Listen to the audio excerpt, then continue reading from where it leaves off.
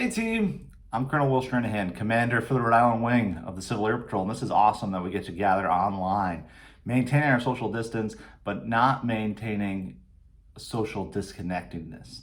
We are definitely socially connected during this difficult time, and I'm glad to share the special edition of CAPpenings with you today. Those of you who are celebrating Easter or Passover, we wish you a happy Easter and Passover, and we hope that you get to spend this time with family and friends, either with your immediate family in your household, or maybe you Skyped or did something like this with your distant relatives across this great country.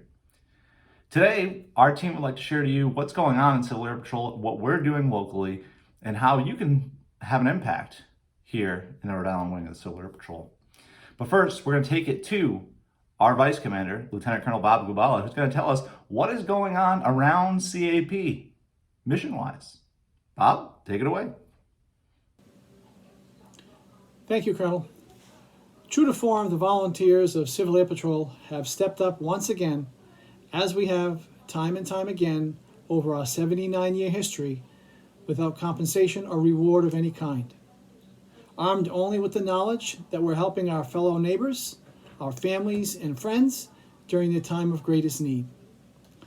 I'd like to take a moment to highlight some of CAP's national responses to the COVID-19 pandemic, and then brief on Rhode Island Wing's participation and contribution at the state level. As of yesterday's National SITREP, there were 36 active and open missions across 19 wings. The majority of these CAP missions were in support of individual state requests and operations, which included staffing of call centers, testing sites, food banks, and points of distribution centers. Some highlights from the national stage: 1.3 million meals delivered, 7,500 pounds of supplies delivered, 2 blood donation centers set up, 1.3 million N95 masks delivered. Over 2,000 CAP personnel nationwide are directly involved in supporting our response effort. The Rhode Island Wing stands ready in support of communities, its neighbors, emergency services directors, and managers. Last week, Rhode Island Wing started off at the state EOC supporting the Rhode Island Emergency Management Agency in its efforts to secure personal protective equipment, with CAP taking the lead, making hundreds of calls to local companies and suppliers in our area. After completion of much of that tasking, we then handed it off to the Rhode Island National Guard and EMA to finalize the details and arrange for the delivery and pickup of those supplies. Later in the week, from the Incident Command Post in West Warwick, Rhode Island Wing took to the task of wiping, loading, registering, and programming over 400 cell phones with FirstNet and push-to-talk software to be distributed to Rhode Island Emergency Management Agency staff, first responders, and Rhode Island National Guard personnel in its efforts to streamline their communications, enhance their productivity, all while keeping them safe. Going forward, this week is expected to be another busy week as Rhode Island ramps up its efforts in support of its COVID-19 warriors. Rhode Island Wing is anticipating being tasked with additional tasks and duties possibly earlier in the week. Stay healthy, stay safe. Back to you, Colonel. Thank you, Colonel Gubala.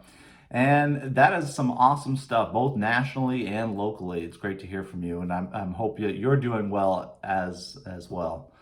Next, our wing headquarters is definitely staying connected during this time, and you can learn that by listening now to Captain Chase Boney, our Wing Public Affairs Officer.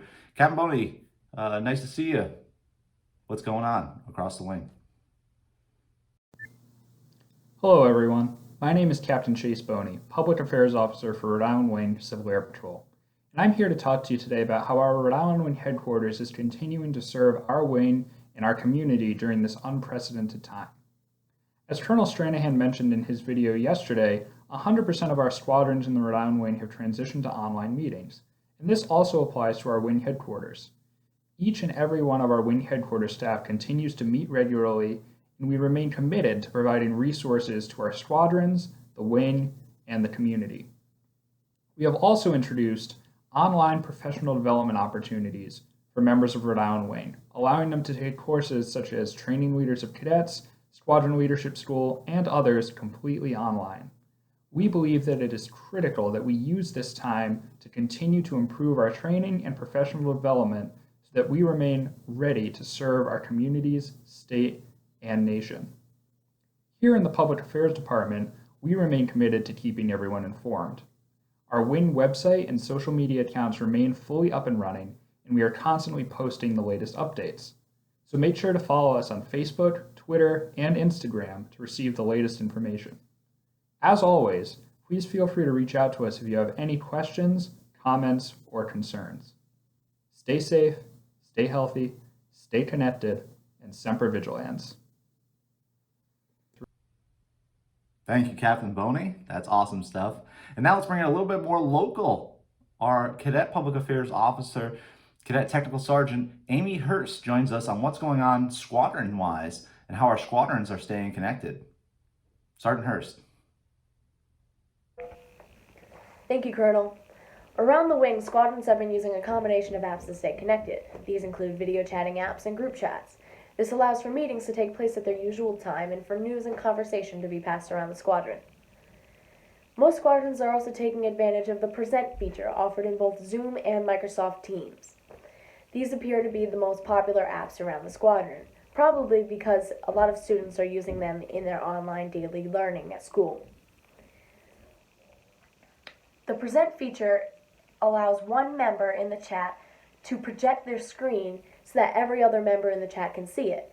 This can be used to play games like Kahoot, or to present PowerPoints, or give any sort of news. You can even browse through a website while everybody else can see. Cadets and senior members are trying to get creative in how we continue our path through the cadet programs online. All tests that are taken online and solo are going as planned, and promotion boards are being held in small groups.